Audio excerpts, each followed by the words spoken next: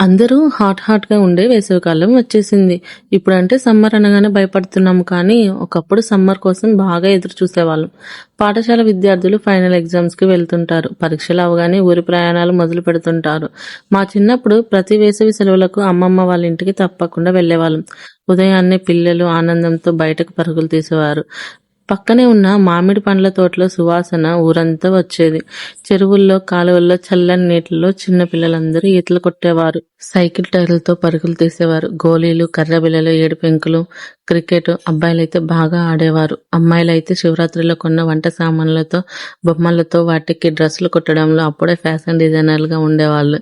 కళ్ళ గంతల గట్లు, దాగుడు మూతలు బాగా ఆడేవారు. చిన్న చిన్న ఇంటి నిర్మాణాలు కూడా చేసేవారు.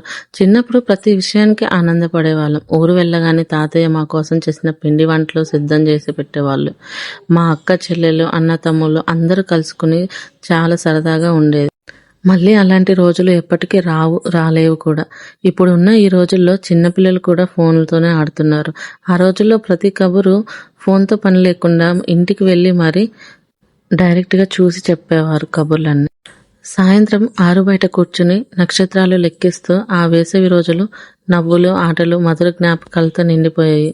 స్నేహితులతో కథలు పంచుకుని చల్లని గాలిని ఆస్వాదించేవాళ్ళం.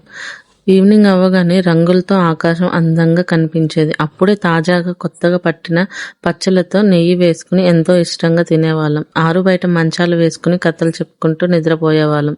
పక్కన ఉన్న తోటలో చల్లని గాలి ఎంతో సంతోషంగా నిద్రపట్టేది.